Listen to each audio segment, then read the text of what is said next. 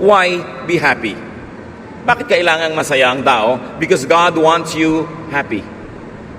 God doesn't want you sad. Deuteronomy 30 verse 9, the Lord will be happy to do good things for you. God makes people happy.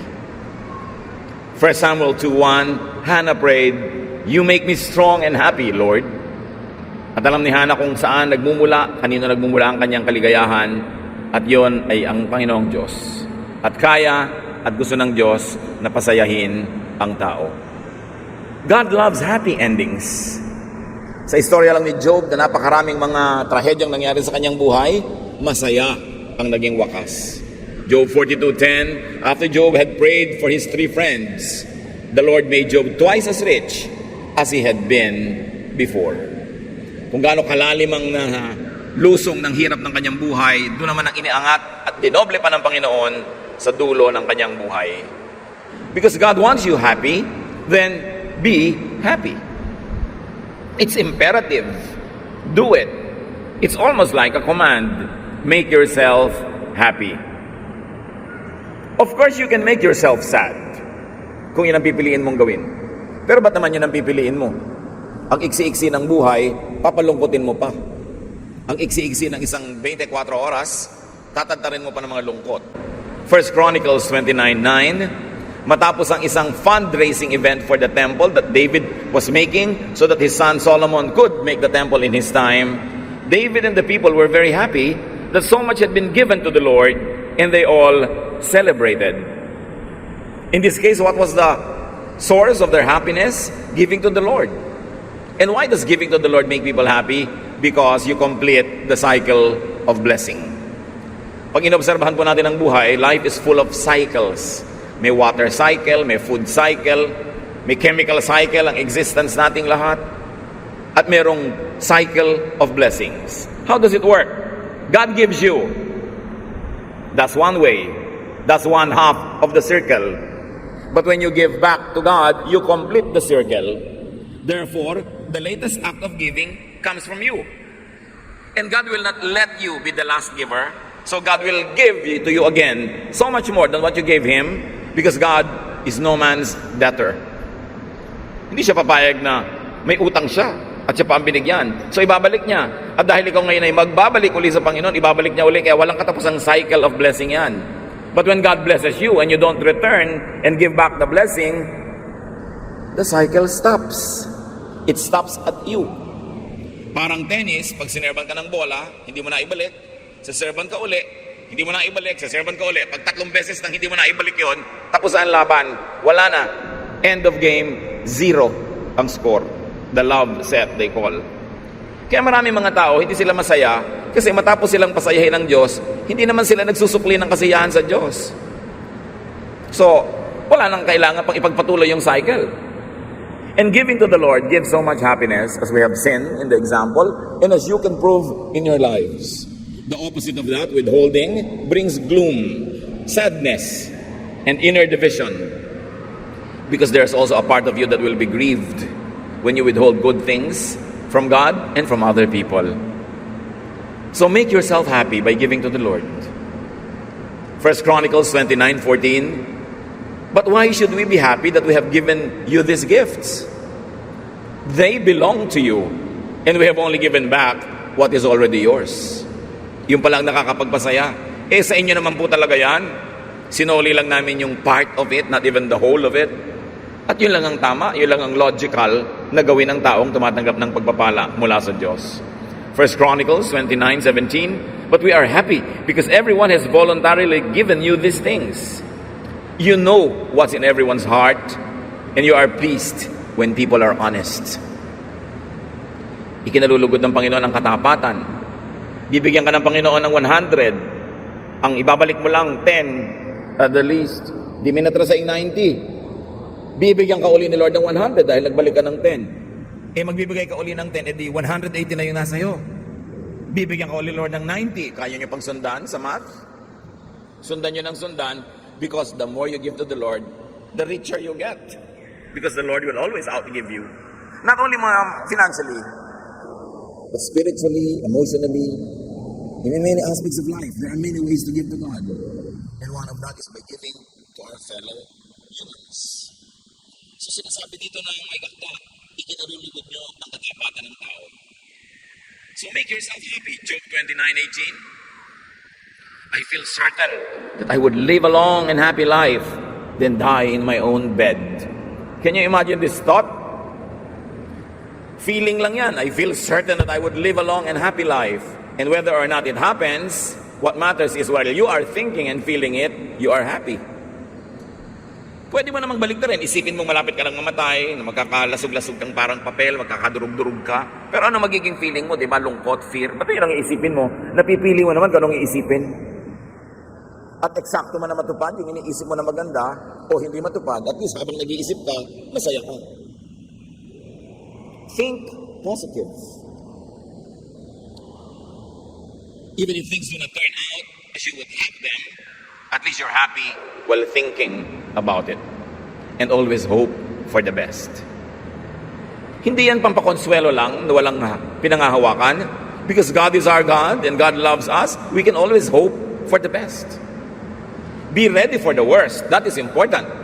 But focus on what is best. Matapos nating maghanda para sa mga posibleng hirap at sakit ng buhay, may naihanda ka na, kalimutan mo na at mag-focus ka na doon sa masaya, sa maganda. Dahil doon nakasalalay ang kaligayahan mo, araw-araw, oras-oras, day by day. So be happy.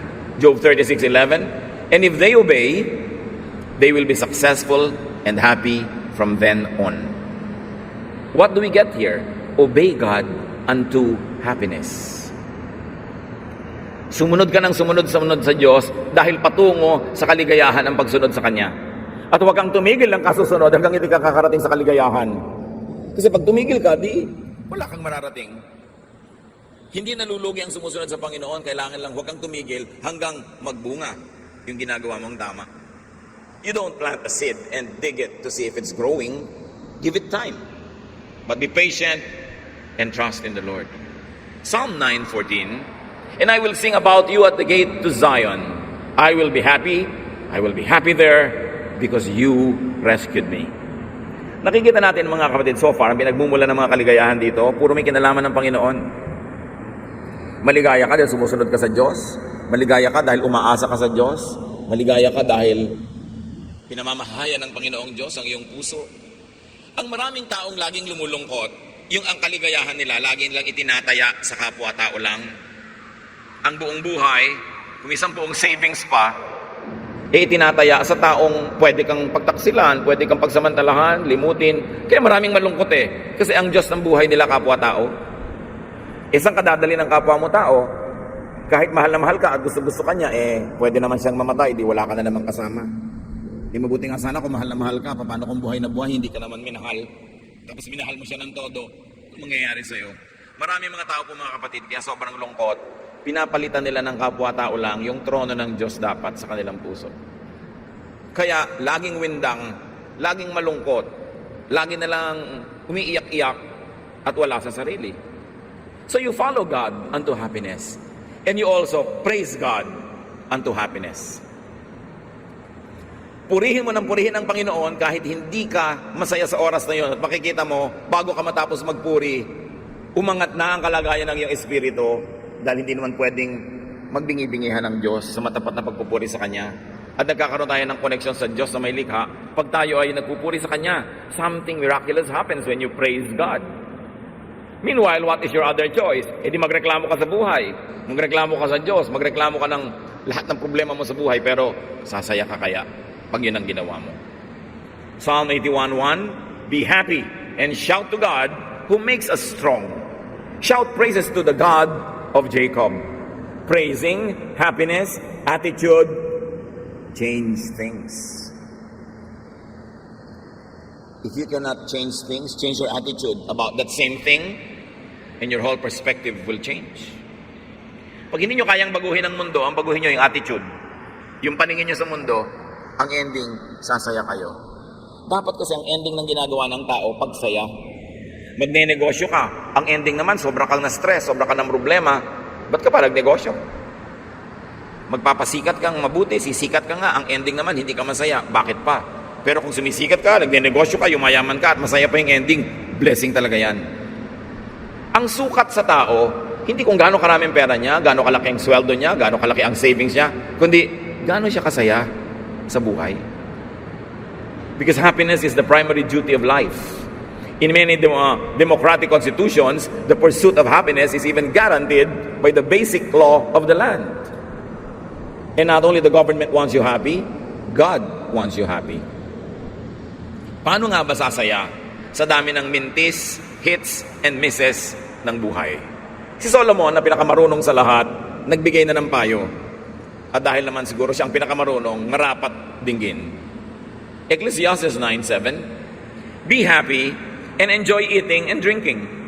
God decided long ago that this is what you should do. Yun namang sobrang mga matataas ang theology, sobrang mga conservative, marunong pa kay Solomon, iibahin pa nila ang reading niyan ang linaw-linaw na nga. Because sometimes it does not agree with your traditional concept of godliness. But Solomon, who was blessed by God with highest and most supreme wisdom, says, you want to be happy? Enjoy simple, available pleasures like food and drink. Bihirang tao naman yung kahit simpleng pagkain at mainom ay wala. At kung matututunan mong pagkaroon ng kasiyahan sa mga simpleng bagay, mas malaki ang garantiya na sasaya ka. So babawan ang kaligayahan para madaling malusong, madaling maabot, madaling makamit. Pag pinakalalim-lalim mo yan, baka pati ikaw hindi mo masisid, at wala namang willing makisisid sa iyo sa lalim niyan, malulungkot ka lang. Matthew 5:12, sabi ng Panginoon tungkol sa mga kumisay nahihirapan dahil sa laymanan ng palataya, be happy and excited. You will have a great reward in heaven. People did the same things to prophets who lived long ago. So, kung nagkakaroon ka man ng konting pagtitimpi, sometimes abstention, pagtitiis, dahil yan ang hingi-hingi ng isang makadiyos na pamumuhay, so, huwag mo ikalungkot yan, huwag mo ipagreklamo yan, dahil iba yung gantimpala ang naghihintay sa iyo. Count needful sacrifice for godliness as happiness. At yung happiness, hindi man ngayon, hindi bukas. Naghihintay sa iyo dahil meron kang itinatanim na mabuti. But remember, I like to take note, brothers and sisters, only needful sacrifice. Maraming sacrifices hindi kailangan. Hindi mo dapat gawin dahil hindi naman hinihingi sa iyo ng Diyos. Kaya dapat lang kinikilala natin, ano ba talaga yung marapat? Anong sacrifice yung merong practical na magandang bunga sa buhay? Now, it's one thing to be happy, but there's another thing. Stay happy. Paano yun? Paano nananatili ang saya? Paano napapanatili, napapahaba, napapadalas ang saya? Pati sa Biblia, maraming katuruan dyan mga kapatid. Romans 12:15, when others are happy, be happy with them. Hindi naman nauubusan ng kapitbahay, kaibigan, kamag-anak, katrabaho na masaya. Makisaya ka sa lahat ng nagsasaya, at pag pinagdugtong-dugtong mo yun, marirealize mo, ay, ang dami ko na palang naging kasiyahan. So kung atin ka ng kasalan, huwag kang madaling umuwi. Mag-enjoy ka, mag-stay ka, sumaya ka kahit hindi mo kasal at hindi mo gastos. Merong mga nag-e-enjoy sa buhay nila, meron silang magagandang kwento, makinig ka. Pwede ka naman makinig tapos mainggit, pero sasaya ka ba? Pero kung nakinig ka tapos nagdiwang ka dahil itong kakilala mo ay umasenso, na-promote, sumikat, nanalo sa isang contest, edi sasaya ka rin kahit hindi ko yung tumakbo sa karera, siya napagod, pero masaya ka rin dahil nakisaya ka. Pero bakit maraming malungkot mga kapatid? Kasi pag may nagtatagumpay, ang inaatupag natin, mainggit. So habang dumadami yung tagumpay niya, mas lumulungkot ka. Sa sobrang materialistic Korean society ngayon, there is a saying in Korea, when your neighbor repairs his house, you begin to have ulcers. Pag may umaasenso sa tabi mo, nakakasakit ka sa inggit. Dahil sa competition. Isipin nyo kung bawat magtatagumpay yung kamag-anak, kaibigan, kakilala, maiinggit tayo at maiinis. Ang dami nun, lagi kang malungkot. Pero kung makikisaya ka, hindi halos mapapatid ang iyong kaligayahan. Kaya sabi, when others are happy, be happy with them. When you don't have your own happiness, look around you. People have their happiness. Pumunta ka doon at makisaya. Because there is so much source of happiness if only you would look in the right places. 2 Corinthians 2:3. The reason I want to be happy is to make you happy. Sabi ni Paul. There's another key to happiness here. Make others happy so that they can make you happy in return. Mga kapatid, pansinin niyo ito. Kung paano ko gustong pansinin niyo yung cycle of blessing. Pansinin niyo rin that being happy is a ministry. Sabi ni Paul, pinasasaya ko ang sarili ko at gusto kong masaya ako as often as and as much as possible so I can make you happy. Why? Because we cannot give what we do not have. Malungkot kang nanay, paano ka magpapasaya ng anak? Malulungkutin kang teacher, paano sasaya ang klase mo? Malungkot kang leader, anong sigla ang maibibigay mo sa iyong mga tagasunod? Pag may influensya ka sa tao, isipin mo rin, may pananagutan ka maging masaya para sila sumaya. Pasyente ka, dadalawin ka ng mga nagmamahal sa'yo, lalo mong palulungkutin ang sarili mo. Puro daing ang ibibigay mo. Puro mga panaghoy, puro pagpapaawa. Aalis sila ngayon lahat, halos gumagapang sa sahig sa lungkot. Yung sumaya sila dapat dahil dinalaw ka nila, nakaminister ka sa kanila, kahit pa nga may sakit ka. Ang tao habang buhay, meron tayong pwedeng ibigay sa kapwa. Kahit tayo may pagdaramdam, may dinaramdam, may karamdaman, kahit pa tayo may mga karotaan, karalitaan, hindi na uubusan ang pwedeng ibigay dahil buhay ka pa eh. And do not use your sometimes sad situation to worsen your sadness at ihawa mo ang mga tao sa paligid. May pananagutan ka magpasaya ng iba dahil hindi mo alam, yung pinapasaya mo, yan din ang magpapasaya sa'yo in return. Remember naman the cycle of happiness. You make people happy, so they make you happy. And because you are happy, you can make them happy and they make you happy again. Cycle na naman. But try making people sad. Try hurting people. Try depriving people and see what they do to you. You will begin a cycle of negative things. We were created in God's image. That means human beings have a lot of power. And that power shows itself when you act. When you initiate an action. Or when you react. When you do good, there's a very big chance that people will do good in return. When people do bad things to you and you do good things to them in return, there's a big chance that they will stop doing bad. And they might even begin doing good to you. Yun ang tinatawag na power natin na ibinigay sa atin ng Diyos. Meron kang kakayahan na ibahin ang mga nangyayari dahil may ibinigay sa atin ng Panginoon na ganong kakayanan. 1 Peter 3:10, do you really love life? Do you want to be happy? Then stop saying cruel things and quit telling lies. Pag marami nagtatanong sa akin, lalo sa Facebook, Tito, bakit po kaya ako laging malungkot?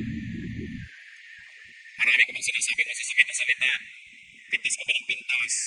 Nang-backbite ka ba? Do you stab people in the back? Marami ka bang kasinungalingan? Opo. Basahin mo yung 1 Peter 3:10, anak. Kaya ka malungkot, nagsinungaling ka. Kaya ka malungkot dahil ang daming mga masasakit na salita na lumalabas sa iyong bibig. Nagpapalungkot yun. Hindi mo na kailangan iwan ka pa ng iyong papa para malungkot. Pag laging masasama ang lumalabas sa iyong bibig, lulungkot ka. Bakit? Kanino ba nanggagaling yung masasamang salita na yun? Kay Satan, syempre. Sa palagay niyo, mapapasahin ka niya? No way. Habang sumusunod ka sa kanya, mas aapihin ka niya. Lulungkot ka ng lulungkot. So your happiness is mostly in your hands or in your mouths. Sa atin yan. Madalas, pag tiningnan mo kung sino ang manufacturer ng iyong kalungkutan, ikaw din yun. Darating ang tao sa iyo, laging lungkot ang ibibigay mo, puro daing. Hindi ka na pupuntahan ulit dahil nakakadala, nakakadrain, nauubos ang lakas niya pag ikaw ang kasama. So mamaya, lalo ka na lang lulungkot. But when you are nice, when you give to people, when you don't backbite people, merong natural course of events. Ang ending, sasaya ka. Because it is God's will that you be happy when you obey God unto happiness. 1 John 1:4, we are writing to tell you these things Because this makes us truly happy. Ipinaliwanag ni John, bakit ba namin isinusulat ang mga ito sa inyo? Sumasaya kami pag ito pinag-uusapan natin. Sumasaya kami pag itong topic natin. At sumasaya kami pag kayo ang kausap namin. So again, paano sasaya? Focus on, tell and hear happy stories. Maraming sad stories, pero ba't yun ang pag-uusapan nyo ay nakakalungkot? Ba't hindi na lang yung happy? May isang nagbiyahe. Tanungin mo, kumusta biyahe? Minsan sa dinami-rami ng magandang nangyari, ang daming beses umikot yung aeroplano namin bago kami naglanding, traffic sa traffic sa airport. Ang hirap. Pero 10 araw ka nawala, yun lang ang kwento mo. O yun lang ang binibigyan mo ng focus. Pwede mo ikwento, ang sarap ng kinain ko sa gano'n. Naligayahan ako nung nagpamasahe ako sa paa ko sa ganito. Pero bakit yung nakakalungkot ang iniisip mo? Many people don't realize they manufacture their own sorrows. Pag nagsuot ka ng salamin na kulay blue, syempre blue ang langit. Pag nagsuot ka ng pink, pink ang himpapawid. Pag lagi kang malungkot, alam mo na yung sagot. Pinapalungkot mo ang sarili mo. 2 John 1:12, I have so much to tell you, but I don't want to write it with pen and ink. I want to come and talk to you in person, because that will make us really happy. So again, another source of happiness, tip from the Bible, talk in person to people. Spend time with people, but choose your topics when you are together. Focus on nice, beautiful, uplifting things. And discuss about sad things only if you have to solve a problem and it is necessary to discuss them. Pero yung mga paboritong usapan, pagka mga matatanda, nagkita-kita, pinag-uusapan, ay, mas mataas ang presyon ko sa'yo. Ay, blood sugar ko panalo, mas mataas. Kasi mas ako nga, 5 operasyon na. 5 ka lang, ako 7. Nagpapalalaan ng kalagayan. Tapos nagtataka sila, ba't kaya ako anak malungkot? Isipin nyo ka ng mga repertoire nyo, anong topic nyo? Mga sakit. Tapos, ay, namatay na pala si ganon. Huy, napatay na pala. Tumigil nga kayo nakausap ng mga namatay. Ang daming ipinapanganak araw-araw, di yun ang pag-usapan nyo. Kaya alam nyo sa ospital, ang masarap na floor, kung pwede lang, pasyente ka, doon ka sa maternity floor. Yun ang masayang floor sa ospital. Kasi puro bagong panganak ka nandun. Yung mga nagdadatingan, may mga dalang lobo, mga dalang mga laruan. Masaya. Siyempre, alam nyo naman, pag nagpupunta kayo sa hingalo floor, kung hindi naman talaga kailangan, ba't doon ka naman tatambay? Puro panangis, iyakan ang makikita mo. Pero may mga tao, yun ang paboritong gawin sa buhay. Dumikit ng dumikit sa kalungkutan. Siyempre, ang mga mahilig sa kalungkutan, magkakabarkada rin yan. Ba't ka sasama sa ganun? So be happy in the Lord. Why in the Lord? Because the Lord is stable. The Lord is forever. Stand on solid ground. Yes, pagmahal tayo ng tao. Yes, mahalin mo si mama o papa. Yes, pero Diyos dapat ang muna. Para iwan ka man, dumating, umalis ang tao, stable ka, kasi nakakapit ka sa Panginoon na hindi nagbabago. Psalm 89:16, we are happy all day because of you, and your saving power brings honor to us. As you can notice, puro God-centered yung mga verses na may kinalaman sa happiness. Proverbs 10:28, if you obey the Lord, you will be happy, but there is no future for the wicked. Luke 10:20, but don't be happy because evil spirits obey you. Be happy because your names are written in heaven. Anong background ito? Yung mga disciples, very excited, pumunta sa kay Lord. Lord, grabe binigay niyo sa aming blessing. Pati mga evil spirit na dati, ninenervyos kami pag nandyan, pag inutusan namin na umalis in your name, alisan. Wow, enjoy na enjoy sila. Sabi ni Lord, oo, maganda yon. Pero kung meron kayong dapat ikasaya, higit pa ron, nakalista ang pangalan niya sa langit. Isipin ninyo, maliit ba namang kapangyarihan yung makapagpalayas ka ng masasamang espiritu? That's big. But compared to the bigger and biggest reason why we should be happy, that we are members of God's family, that our names are written in heaven, sabi, yan ang tunay na malaki. At mga kapatid, kung kayo anak ng Diyos, your name is written in heaven, wala ka ng excuse para laging malungkot. Paminsan-minsan na lang. Pero parang ibon niya na dumadapo, dapat mong bugawin para hindi magtagal. Pero pag ang tagal-tagal na ng kalungkutan mo, ilang araw na dyan, ilang linggo, alalahanin mo that your name is written in heaven. Nakakahiya naman na sa kabila no, nalulungkot ka pa. Kaya importante. Ang ikinakalungkot mo lang pala, hindi ka na-invite sa ganong party, nakalimutan kang isama ni ganon, hindi ka na-text, every 5 minutes, malungkot ka na. Wala naman sa lugar yung mga ganong lungkot. Dapat hindi na ikinakalungkot ang mga ganong bagay. Piliin mo na lang yung konti na dapat talagang ikalungkot. So be happy because of the Lord, and be happy beyond that which is not eternal. John 16:22, you are now very sad, but later I will see you, and you will be so happy that no one will be able to change the way you feel. The Lord is talking to His disciples. Sabi niya, nalulungkot kayo dahil magkakahiwa-hiwalay tayo sumandali. Pero magkikita-kita rin tayo. At pag dumating yung panahon na yon, wala nang makakapagpabago pa ng inyong kaligayahan. Wala nang makakapag-alis pa niyan. So anong lesson nito mga kapatid? When you are in sad moments that are really there and cannot be avoided, look forward.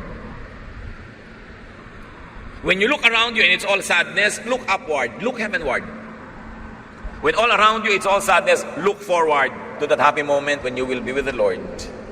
Because that is certain as you are here now. Kung ang present hindi masaya, edi mag-future ka, doon ka tumingin. Ngayon, maraming tao laging malungkot. Bakit? Kasi laging sa past nakatingin. Nung araw, mahirap lang kami, inaapi-api ako ng mga kapitbahay. Nung araw, binubugbog ako ng aking tiya. Nung araw, ganito. Bakit ba lagi mong binabalikan yan? Tapos na nga. Kaya lumulungkot ka. Bakit hindi mo tingnan yung ngayon? O masenso ka na. Hindi ka na nabubugbog ng tiya mo kasi, ayun, paralyzed na siya. Diba? Hindi man ipagbubunyi na paralyzed siya, pero at least hindi ka na niya nabubugbog. Bakit tinitingnan mo yung lagi yung past? Alam niyo maraming tao, bitter, envious, jealous, kasi hindi sila makagraduate sa karukhaan nila nung araw. Tapos na yun eh. Pinaasenso ka na ng Diyos. Bakit ka pa ngayon magrereklamo? Tingnan mo yung ngayon at yung bukas. Huwag mong titigan yung nakakalungkot. Meron naman nalulungkot kasi nung past, marangya sila, tapos ngayon hindi. Di ang tingnan mo naman yung past, dahil at least napahiram ka, nakatikim ka na. Huwag mo na masyadong titigan yung ngayon and look forward with hope. You can choose your focus para kang camera. So isipin mo yung pananaw mo sa buhay parang camera. Kung saan mo ipaling, doon yung nakatingin, piliin mo titingnan kapatid. Be happy in practice. And more than that, be happy in the realm of thought. Nasa isip yan eh. Be changed by the renewing of your mind. Sabi ng Romans 12:2. Baguhin mo ang pag-iisip mo at maraming magbabago. Colossians 1:11. His glorious power will make you patient and strong enough to endure anything, and you will be truly happy. Of course, if you want to be happy in righteous relationships. Mga pakikipagkaibigan, pakikipagmabutihan, pakikipag-ibigan na nasa tamang lugar. Proverbs 5:18, be happy with the wife you married when you were young. So don't try to be happy with someone else's wife, or with a woman who is not your wife, with a partner who belongs legally, righteously to another person. So huwag ka daw mga agaw. Be happy with the wife you married when you were young. Dapat ang tao marunong makontento, binibigyan ka na ng partner, makontento ka na. No return, no exchange. Pag nag-iisip ka pa pala ng return at exchange, magiging discontented ka eh. Kaya ang sabi sa 1 Corinthians 15:33, do not be misled. Bad company corrupts good character. Pinipili ang kasama, pinipili ang kinakasama, at pinipili ang sinasamahan. Dahil madalas yan ang nagbibigay ng lungkot sa ating buhay pag mali ang pinagmumulan ng samahan. Psalm 1:1. Blessed is the one who does not walk in step with the wicked, or stand in the way that sinners take, or sit in the company of mockers. Napakarami ng pwedeng gawin para sumaya, manatiling masaya, at dumami ang kasiyahan. But don't forget to pray for happiness. Pray for it. Psalm 51:8, let me be happy and joyful. You crushed my bones. Now let them celebrate. Ito ay dalangin ng isang gustong makabangon na mula sa kanyang mga kalungkutan. Psalm 68:3, but let your people be happy and celebrate because of you. Si Solomon, anong ginawa niya? na pwedeng gawin ng marami, search for happiness.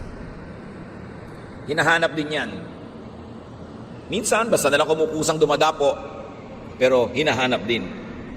Ecclesiastes 2:3, I wanted to find out what was best for us during the short time we have on this earth.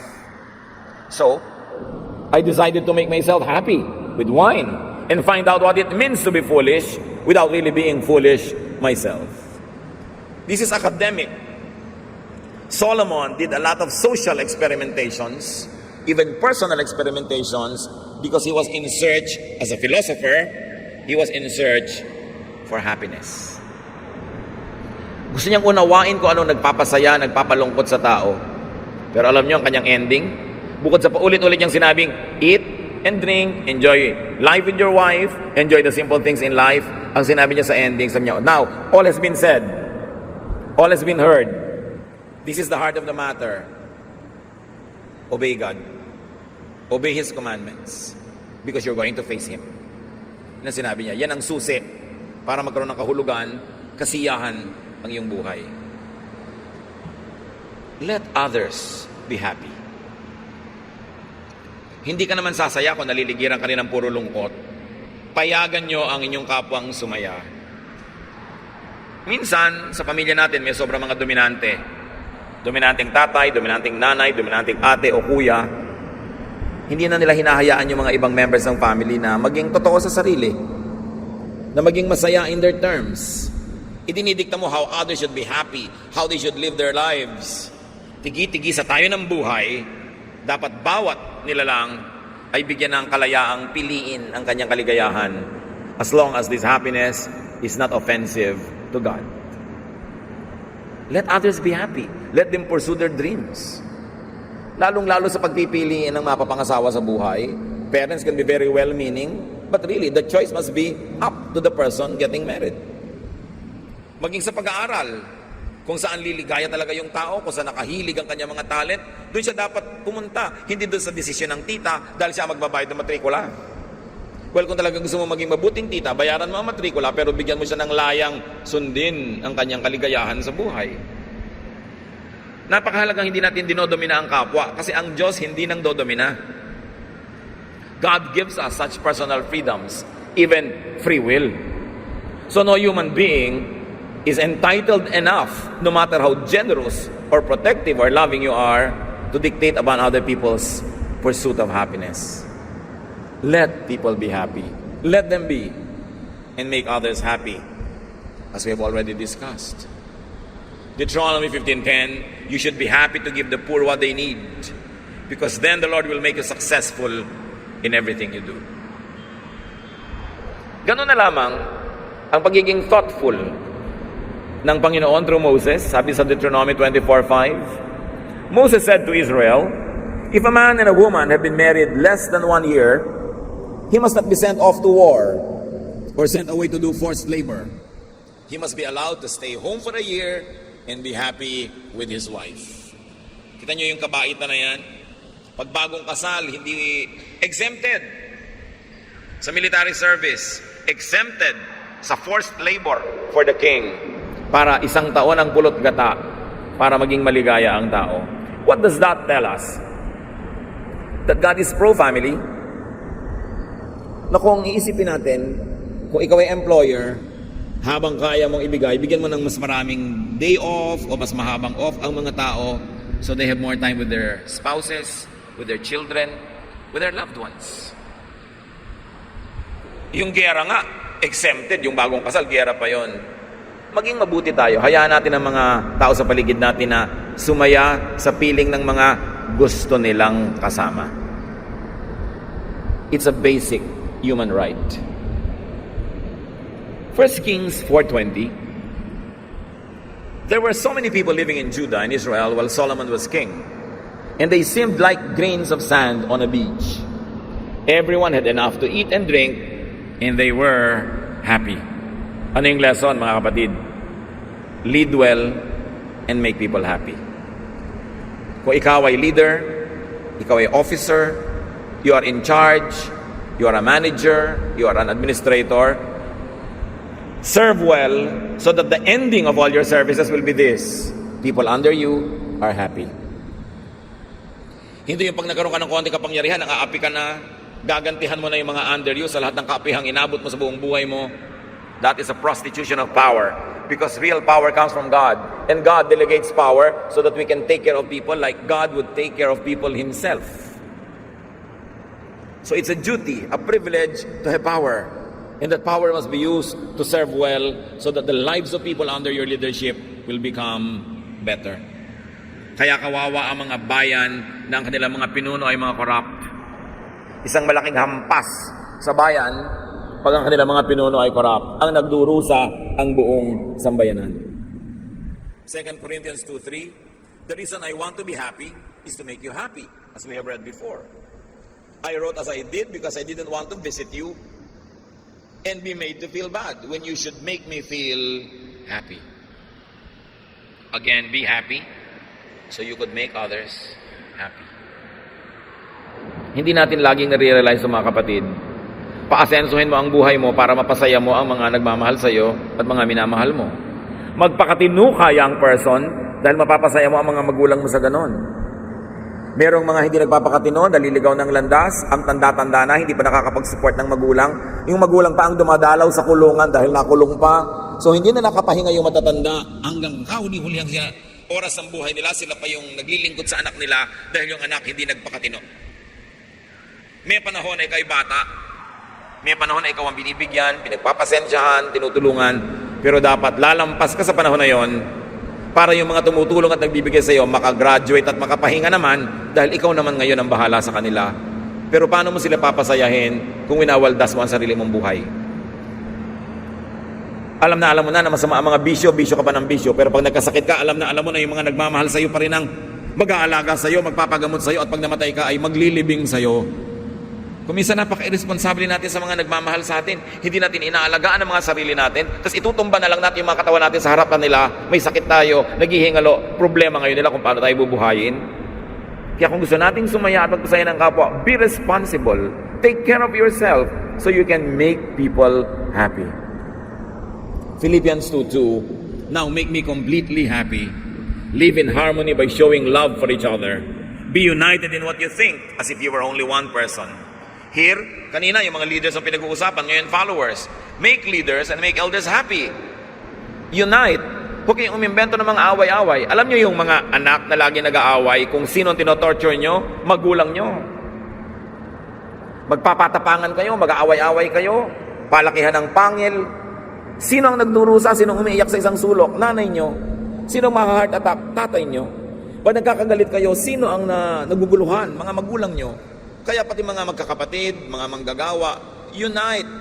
Solve your problems so that your elders will have peace and will be happy.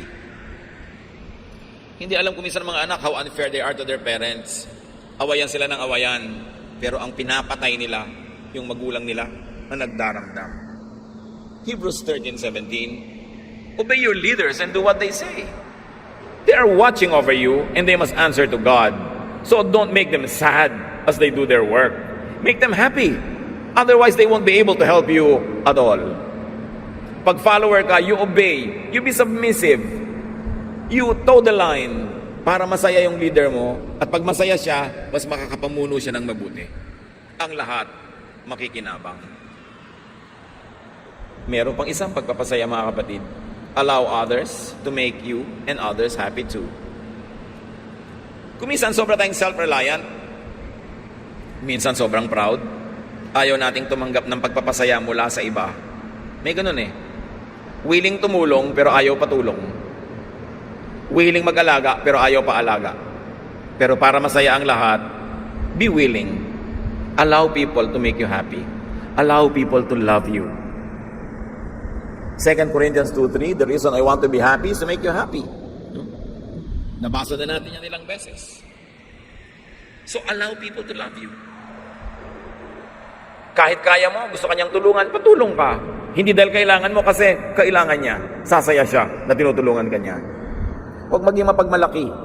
Tumanggap ng tulong ng iba. And finally, make God happy. Alam naman natin sa Biblia, pinapakilala ang Diyos, maraming emosyon talaga.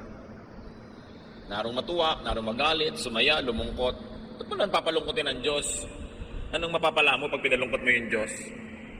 Proverbs 23:15, My children, if you show good sense, I will be happy. This is the voice of a parent, the voice of God. Kung kayo nagpapakatino, sasaya ako mga anak. So don't make God unhappy. Genesis 6:5, the Lord regretted that He had made human beings on the earth, and His heart was deeply troubled. And you know what troubled God? Man's wickedness against each other. Pag ang magkakapatid, nagpapahirapan sila, nadudurog ang puso ng magulang. Tayo man ang mga anak ng Diyos, pag hindi tayo mabuti sa isa't isa, pinapalungkot natin ang Diyos. Ang dami. Ang daming pwedeng pagkunan ng kaligayahan. Ang daming pwedeng gawin para sumaya at magpasaya sa kapwa. Dapat ang lungkot, kung di man mawala lahat, konti na lang.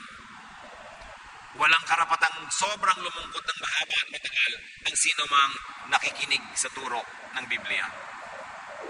Happiness is the primary privilege of life.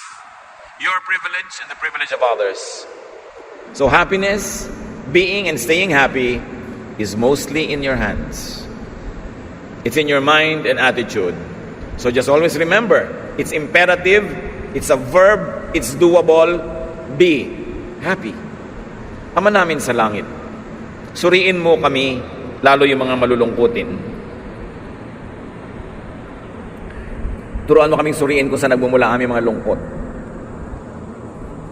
Marami nagmumula sa amin, may nanggagaling sa aming kapwa, may nanggagaling sa mga bagay na di namin makontrol. Pero Lord, lahat po ng kaya namin kontrolin, ng aming willpower, ng aming isip, ng aming energy, turuan mo that we put these things under control. So our lives will not be spent wallowing in sadness, but it will be spent mostly in rejoicing, in being happy, staying happy, and making others happy, especially you. Ituro mo sa amin, Panginoon, ngayon, sa aming pagbubulay-bulay, kung anong pwede pa namin gawin para lalo kaming sumaya at makapagpasaya sa aming kapwa, lalo sa inyo. Mga kapatid, let's bow our heads before the Lord and silently reflect on a personal application of these many verses we have read. Nawa, Panginoon, makatanda kami ng kahit man lang konti dito. Mabuti kung mas marami, ma-apply namin sa buhay para hindi lang kami ang sumaya, pati rin mga nasa paligid namin. Spend some time in private and silent prayer, and also thank God for His gifts that make you happy.